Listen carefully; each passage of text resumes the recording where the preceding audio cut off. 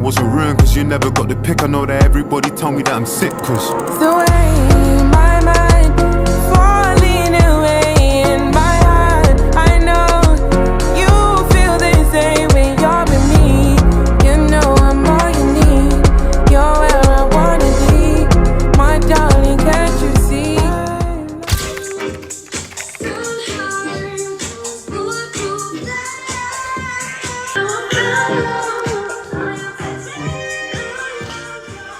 Vi er ankommet til Lima. Hvad hedder det? Man kan jo lige starte med, det kan være, at du skal tage fucking Burger King-hatten på hovedet, hvis du har den. Det har jeg. Fordi... Jeg havde tøj på, at der var Burger King-hatten. Du skal bare have Burger King.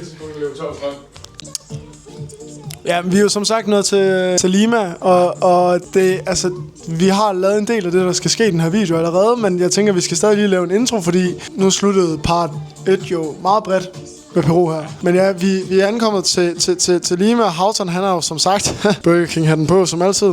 Vi står lige nu i vores penthouse her i Lima. Man kan lige ane vandet.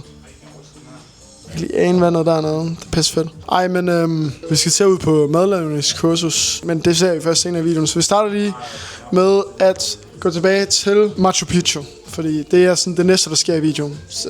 Kom lidt tættere på din kødbolle. Kom herover. Kom med en skud, hvis du er med. Jeg har fucking startet. Nå for helvede. Vi står nu for foden af starten på Inca Trail til Machu Picchu. Sammen med halvdelen af Danmark. Ja, det er jo en gruppe på 16. Ja, vi er 16 mand i gruppen, der skal vandre, og vi er 13 danskere. 13 danskere, og det er eddermame hyggeligt indtil videre. Så det skal nok blive godt. Nu er hiken simpelthen startet mod Machu Picchu. Vi starter på stejl stigning. Her 8 minutter har vi fået at vide. Vi er allerede ved at være trætte. Vi får at vide, hvis det er stejl, så er det grumpy. Og grumpy, det er sur. Og grumpy som sur. Jeg tror, jeg sagde crank. Nej. Grumpy som sur. Og sur, det er fordi, det er sur røv op af, ikke også sådan? For helvede. Det er pisse fedt. Kan I sige hej til vloggen? Tell me if you want it, fig one, my girl. As a woman on my own, I got it going on. I'm liking what I'm seeing, I don't wanna be alone. 'Cause you got me in the days. Ja, vi har lige taget Grumpy. Stigning. Det er meget højt, men... Det var faktisk ikke op. Kom musikken fra Eye of the Tiger. Det gav mig ny energi. Men sindssygt udsigt herfra. Det er sindssygt flot. Far, for fanden. Det er sådan her track, der er ungelske på. Det er det der. Because your body enticing me, making me want it. When they gonna give it up to me? Well, if not today, girl, then I must see tomorrow. When they fulfill my fantasy. Vi skal til at have frokost her. Mega flot, hyggeligt sted. Jeg kan høre floden dernede. Nej, vi har det udmærket. Der er ikke så slemt endnu.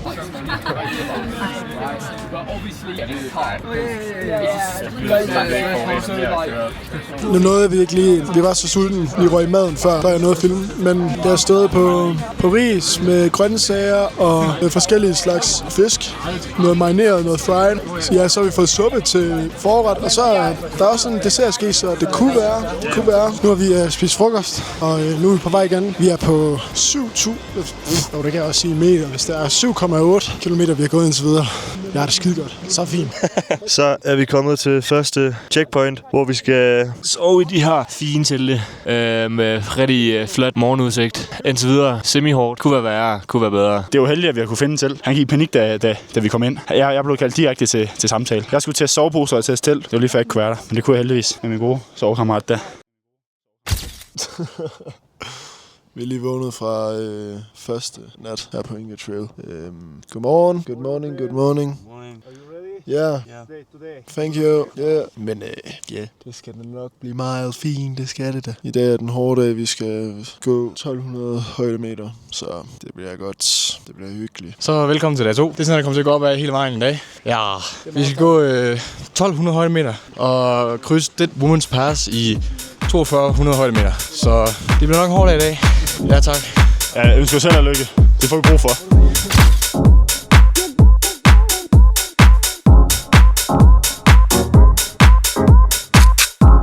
Nu holder vi pause et eller andet sted.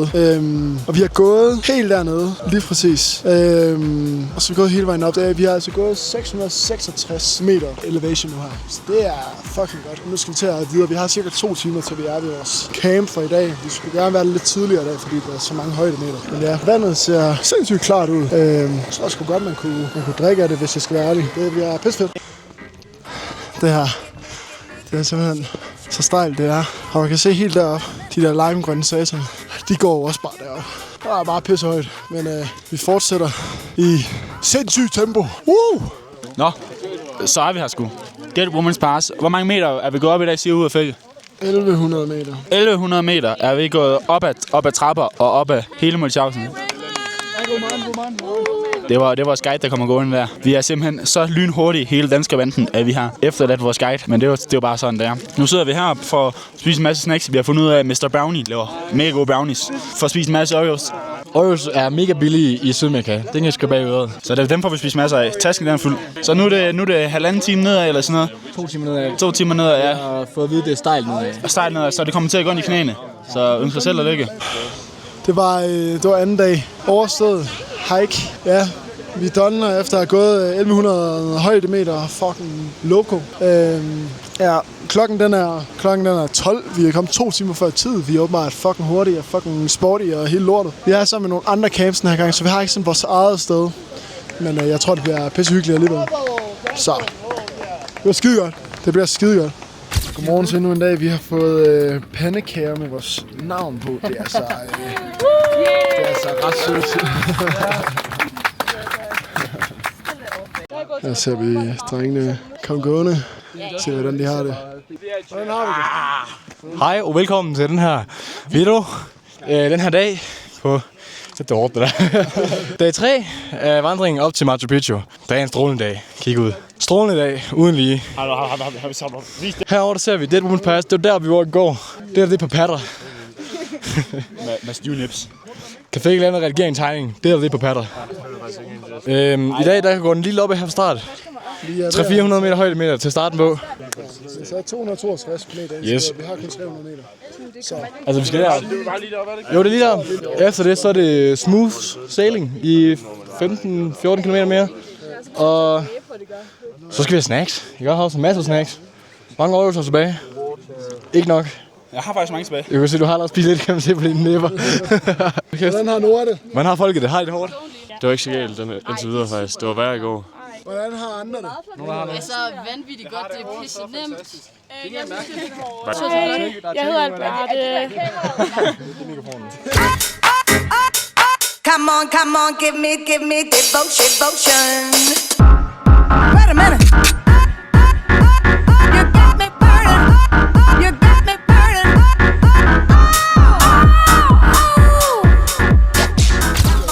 Vi er på vej nedad igen her. I se, jeg har taget fronten her. Troppen, den kommer altså flyvende her om bagfra. Det går meget nedad her, kan man se. Det er med at holde øje med vejen, og så snubler man fandme. Men det går nedad imod regnskoven igen nu her. Det er sygt nok. Det er mega smukt. Det er mega smukt. Ja. Vi skal til at spise frokost nu, som man kan se her. Inde i vores dejlige telt igen. Med sindssyge udsigter, og man kan se, hvordan skyerne de bare sværmer op langs, eller sådan over det her peak her. Ret flot, men man kan ikke rigtig se en fed dernede. Har vi folk, der overfra mig heroppe. Oh. These guys, I work last night 2 extra hours.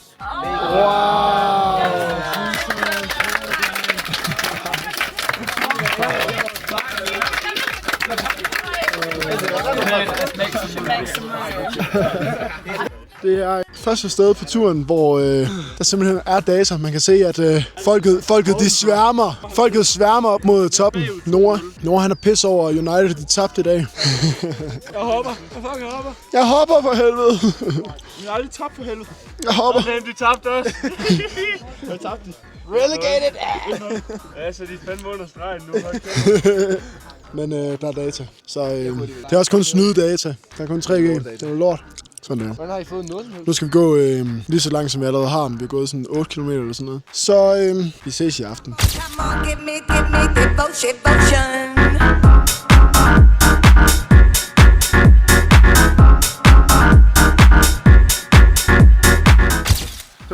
Der begyndte det altså bare fuldstændig at regne, som man måske kan se her. Så nu står vi sådan lidt indenunder. Tror du, der gemmer os her? Ja, lige sådan indenunder her. Kanten af en klippe, og Richie her, han er helt gennemblødt. Men han har regnslag med i det mindste. Det har jeg ikke. Mine shorts, de er helt våde. Ja, det må man tage med. Der skal jo være lidt bump på vejen, det skal der da. Vi er lige kommet frem til et sted, hvor vi skal holde pause, som hedder, han sagde, terrassen. Og det er nok det sygeste, jeg nogensinde har set det her. Det er helt vanvittigt.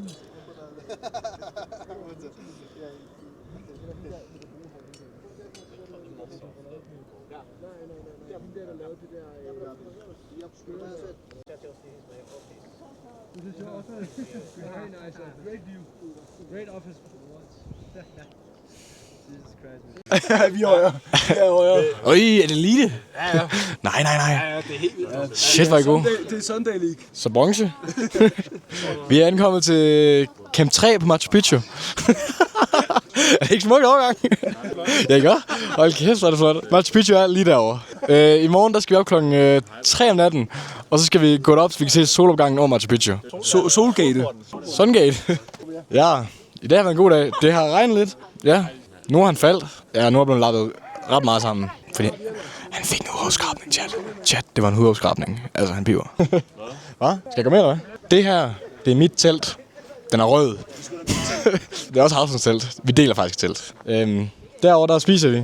Toiletter. Ja, jeg har sagt, det var en hudafskrabning. Bare rolig. Jeg er sulten. Hausen er sulten. Fik vi rundt snart i 3 minutter, som vi ikke vil have. Men det her, det er guld. Jeg har ikke mere at sige. I morgen bliver en god dag. Vi skal tidligere op. Og kæft, hvor er flot. Wow. Scenisk sukke. Det vi ser lige nu, det er Machu Picchu. Så hvad skal jeg sige? Det bliver altså, jeg skulle sige det. Vi er lige vågnet på sidste dagen, og det regner. Det er lidt noget lort, men vi håber, det bare lyder voldsomt herinde i teltet. Det gør det jo lidt altid. Det må vi se. Og så må vi bare tage det, som det kommer. Ja. Man ganger i minus. Bliver det så til plus alligevel? Nej, til minus alligevel. Fordi man ganger vel det første tal, det bliver til plus. Også bliver det minus. Nå, nej. Nu er han japper. Men vi er kommet afsted. Det er heldigvis stoppet med at regne. Det er stadig sygt vådt her, hvor vi går. Sådan er det jo. Men vi er afsted mod Sungate nu. Det er ikke så meget, vi skal gå i dag. Det er sgu lidt møjstigt, men det er sindssygt vej, vi går her. Meget snæver. Så det er pisseflot. Vi er som sagt på vej hen imod Machu Picchu også, som vi skal hen til om nogle timer, tror jeg. Vi skal lige op og se solopgangen fra Sungate af. Og det er vores sidste dag, så det er fucking fedt, og vi har valgt at beslutte os for, i hvert fald alle os danskere, at vi tager ind og spiser i aften et eller andet sted inde i Cusco, imens vi stadig alle sammen er der. Vi skal jo afsted i morgen nemlig. Men hold kæft, hvor har det været en fed tur. Sindssygt. Godt, vi har været så mange, og vi er fandme også blevet gode venner. Det er helt vildt. Men det er sindssygt udsigt her, lige går med. Hvordan har vi det nu? Indtil videre har vi det fint. Humøret er sgu højt, fordi at regnen stoppede, da vi skulle ud. Selvom det pissede ned i morges, mens vi sov og lynede. Men nu er vi sgu snart ved enden, så det er sgu fedt, at Simon har klaret det.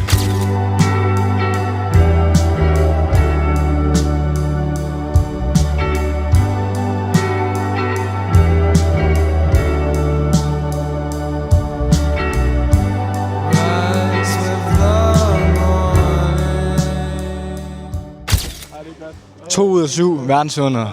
Machu Picchu. Wow. Og kæft, hvor er det flot. Det har altså været 4 dages blod, sved og tårer for Nords vedkommende. Og nu er vi kommet frem, og det skulle det hele være. Og kæft, det var en god tur. Det var en fed tur med fede mennesker, og fed udsigt, god mad. Alt var meget fedt. Det regnede lidt, men det var også det oplevelsen. Det var gratis. Ej, kig nu derovre, der er altså, nu er alt væk nu. Nu er hun altså fotogen. Nu smiler hun sgu. Ja, nu gør hun sig til. Ja, hun viser sig fra sin bedste side. Hold kæft, hvor er det flot omgivelser også. Altså, det er sådan, det ligger lige sådan en perle i sådan et junglelandskab af bjerge og alting. Og kæft, man, det ligger bare lige sådan perfekt. Wow. Jeg vil også sige, jeg tror, man er glad for at have taget hele, hele Inca Trailet. Jeg tror, at det havde bare været sådan lidt, okay, men så er vi her. Så hvis man bare havde taget bussen op, det havde stadig været fedt. Men sådan... Gør turen bedre, at man ligesom har gået og glædet sig, og man har hørt historier, set andre ruiner, Så kommer som den her som bare den bedst bevarede, den største, alting. Så det gør det så bedre, så altså, den kan virkelig anbefales. Hvornår skal vi have historien omkring, hvordan man fandt Machu Picchu? Jamen, det skyldes jo alt sammen en professor fra Yale University, der var ude for at finde, dengang spanierne kom for mange år siden, der havde de sådan en kæmpe stor guldstatue, inkerne, som de så bare tog om natten og løb. Og så løb de ud i junglen og gemte sig ude i sådan en fort, og kæmpede 42 år og stoppede først, fordi man stoppede vandet til inkerne. Men så var der en fra Yale University, der var ude og finde det, en arkeolog, og så gik han og så spurgte han de lokale, og sagde, der er et slot lige heroppe. Og så viste de ham op til Machu Picchu, så han fandt faktisk ikke det, han ledte efter, men han fandt Machu Picchu i stedet for. Og vi ved faktisk ikke rigtig helt, om den hedder Machu Picchu. Bjerget hedder Machu Picchu, men der er ikke nogen, der ved, hvad byen hedder, eller hed dengang.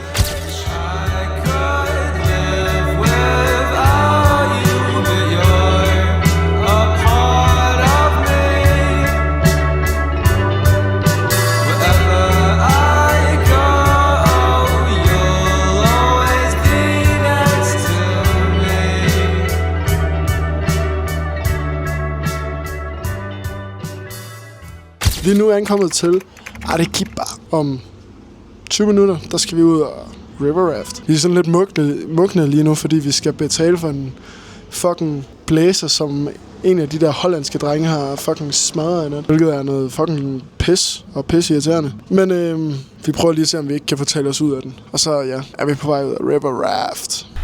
Så lige nu er vi jo som sagt ude og river raftet. Hvilket er fucking fedt. Nu tager vi afsted uden at være klar, og uden at have hjelm på. Men følg med. Det er kraftedeme fedt, det her. Woo! Nu er ikke med waterboardet. Somebody save your soul, cause you've been sinning in the city. I know too many troubles, all these lovers got you losing control. You like a drug to me, a luxury, my sugar and gold. I want the good life every good night, you're a hot one to hold. Cause you don't even know I can make your hands clap. Said I can make your hands clap. Somebody save your soul, cause you've been sinning in the city. I know too many troubles, all these lovers got you losing control. You like a drug to me, a luxury, my sugar and gold. I want your sex and your affection when they're holding you close. Cause you don't even know I can make your hands clap. Said I can make your hands clap. Every night when the stars come out, am I the only living soul around? Need to believe you could hold me down, cause I'm in need of something good right now. We could be screaming till the sun comes out, and when we wake we'd be the only sound. Get on my knees and see your friend change round. That I can make your hands clap.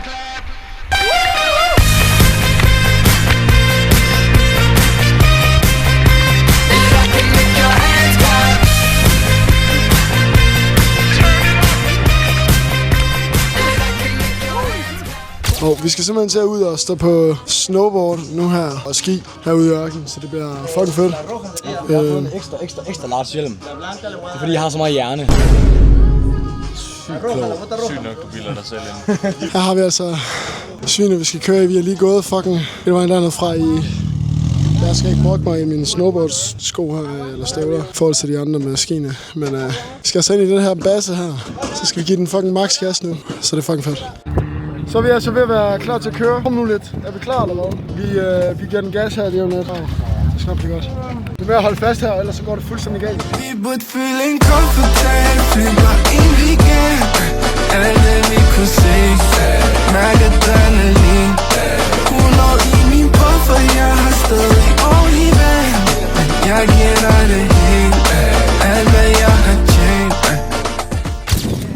er altså klar. Vi skal til at ud af bord.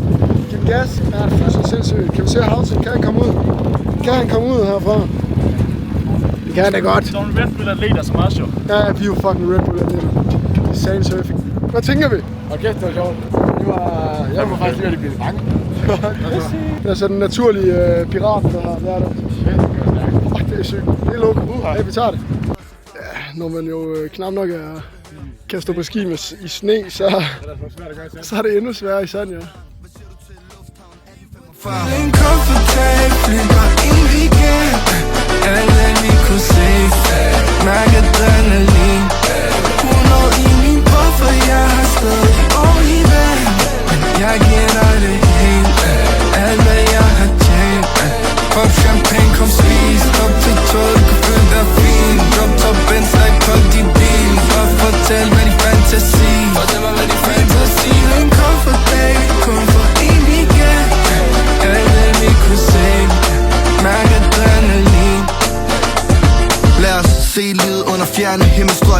gode for hinanden, og det er ikke løgn. Jeg ser fremtiden, undskyld, jeg tænker højt.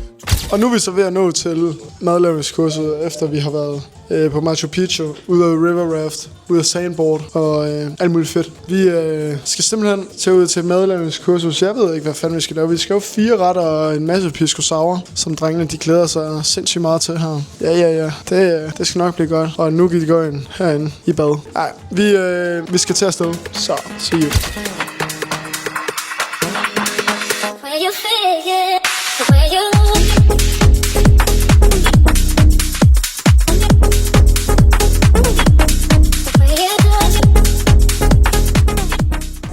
Men vi er simpelthen bare klar nu. Vi har fået forklæde på. Med din knaller. Du hedder jo Mikkel. Jeg er Morten. Ej, hvor pinligt, nogle gange stadig der er navn.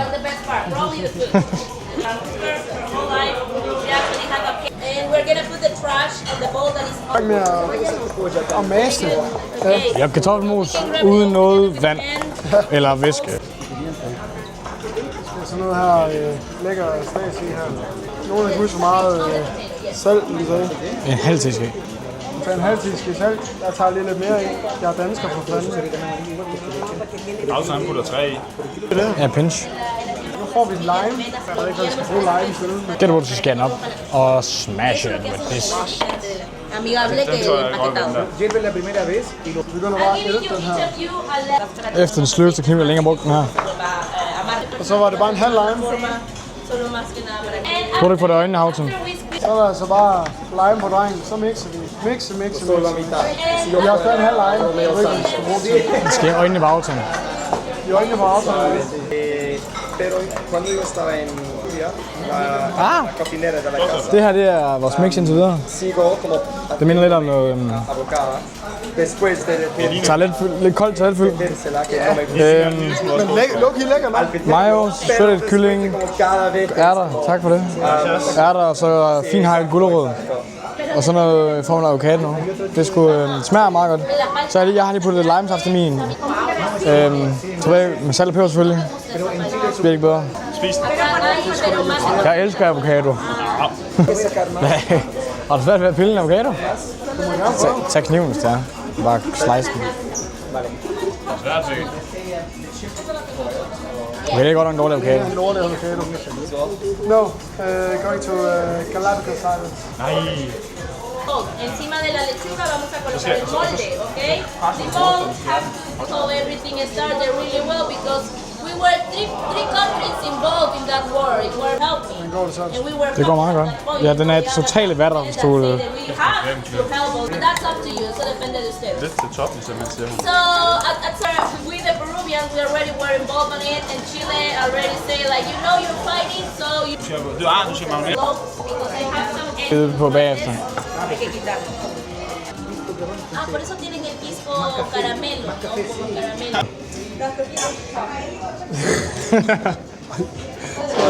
Mr. Kok har gjort det igen. Vi vil lave en vurdering på vores Instagram. Gå ind og følg vores Instagram, hvis ikke I allerede gør det. Husk at like og subscribe. Derfra. Men jeg har jo faktisk en lille fun fact omkring piscoen. Vi har en shaker. Vi skal til at lave sådan en pisco sour. Fake er den flotteste der foran. Sådan han siger, hvis jeg shaker over booty. Det kan han ikke sige 2 gange. Det er resten kan findes på OnlyFans. Og så har vi et glas til at drikke af. Altså vores seere er jo ikke idioter, Fake, vel? Altså. Man skal tage en af de små, en af de store, har hun lige sagt. Jeg har en lille fun fact omkring pisco. Hvordan tror man laver pisco Sørensen? Det ved Sørensen nemlig ikke, for han er ikke løbet efter. Du skal ikke kun fylde den halvt op med den store fække. Nord, han synes ikke, fække det nok. Men man laver pisco på samme måde, som man laver vin. Man smider druerne på gulvet, og så i stedet for at træde på dem, så danser de på dem. Hun har lige sagt en af den store, en af den lille. Hun har lige sagt en af de store, en af de små. Ja, men altså, han skal i byen efter det, han skal. For en løve som mig, så er de jo begge 2 små. So be careful today, you don't want to. Fække holder det ligesom om du skal til at tatovere en. In the house in 9 months. Det er lidt lige pludselig løs der. Right and your brother the skin, like you were my friend of the whole life. You get good time. Oh, he's kidding. Tricks med Hauseren. Tricks med Hauseren.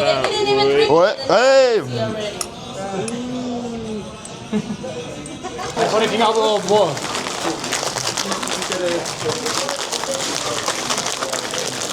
Vi har fået lavet vores pisco sour her. Drengene, de har puttet flere dråber i. Fuldstændig sindssygt. Jeg kan mærke, at jeg skal lige have et par dråber mere her, inden jeg tør at gå til bal her. Der er ikke så meget strøm på kameraet, så det bliver lige, vi scroller bare lige frem til resultatet her. Det her, det er simpelthen færdigt resultat af ceviche. Og Sørensen har lavet selveste... Der er en af fælles stykker. Oh shit, men der stod 6-7. Prøv at tage de billige point ind på Instagram-konkurrencen. Jeg ser, det man siger. Ja, det er fuldstændig sindssygt. Vi er blevet færdige med vores madkursus. Det har sgu været sjovt. Det har det. Det bliver endnu sjovt at se resultaterne i morgen. Ja, det gør det. Så jeg skal lige have alle de ædru stemmer, så vi kan se, hvad der rent faktisk er flot, og hvad der ikke er. Det er jo godt. Lige præcis. Men det har været pisse sjovt, det har det virkelig. Det var simpelthen part 2 af Peru-vloggen. Vi er jo snart ved at være færdige med hele vores rundrejse her. Vi mangler 2 uger fra i dag af. I dag er det søndag den 26. Jo, fordi så er der 14 dage tilbage. Ja. Søndag den 26. april, og vi skal jo hjem 10. maj. Så ja, det er vildt. Nej, det er det. Men ja, hvor skal vi hen næste gang? Jamen, vi flyver i morgen tidlig kl. 8. Så skal vi til Quito i Ecuador, og der tror vi har en dag i Quito. Og så flyver vi direkte ud til Galapagos. Ja, det er fandme godt. Fuck, hvor er det godt. Vi ses. The way